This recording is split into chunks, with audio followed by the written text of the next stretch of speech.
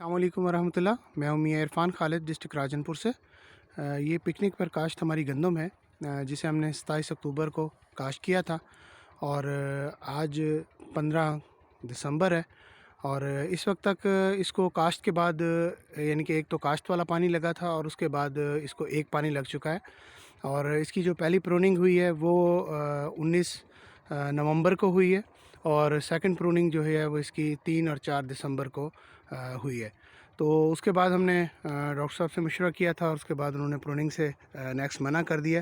تو ابھی ہم اس کی تیسری پروننگ نہیں کر سکے, لیکن پہلی پروننگ کے بعد جو ہے وہ یہ جس وقت ہم نے پہلی پروننگ کی تھی اس وقت یہ سنگل ٹلر پر تھی, اور دوسری پروننگ کے بعد یہ تقریباً آن این ایوریج 4-5 ٹلر پہ آئی ہے. اور ابھی میں آپ کو دکھا سکوں گی قریب سے, تو یہ دیکھیں, یہ تقریباً مجموعی طور پر 8 سے 9 ٹلرز کے اوپر یہ آن این ایوریج آ چکی ہے گندم. اور اس کے اندر یہ ہماری کینولا کی انٹر کراپنگ ہے, اور یہ کینولا کا آپ سائز دیکھیں, یہ آپ کو اندازہ ہو رہا ہوگا.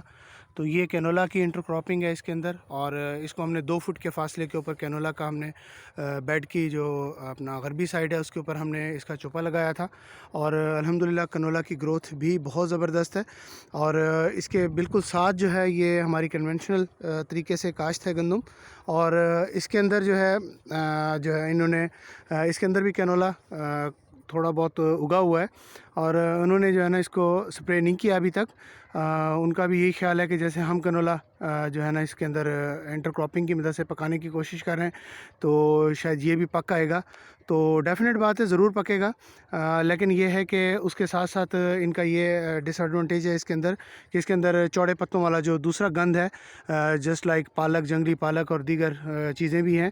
اور یہاں پہ ایک انٹرسٹنگ بات جو آپ کو بتانا چاہتا ہوں کہ جس وقت ہم نے پہلی پروننگ کی ہے اس وقت ہماری فیلڈ کے اندر بھی جنگلی پالک اور باتھو وغیرہ موجود تھا, لیکن پہلی پروننگ کیونکہ بہت چھوٹے لیول پہ ہو گئی تھی, اور اس کے بعد جو ہے نا اس نے جھاڑ بنانا شروع کر دیا ہے. تو اس وقت ہمارے فیلڈ کے اندر بالکل کسی قسم کا, خاص طور پہ چوڑی پتوں والی جڑی بوٹیوں کا کسی قسم کا کوئی ایک بھی ہمیں جو پودا ہے وہ نظر نہیں آ رہا.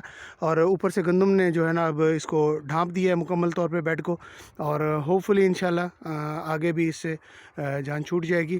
تو اس وقت تک یہ ہماری پوزیشن ہے. دعا گو ہوں اللہ تعالیٰ خیر و برکت عطا فرمائے اور پکنک کو کامیاب فرمائے. بہت شکریہ. میاں عرفان, ڈسٹرکٹ راجن پور.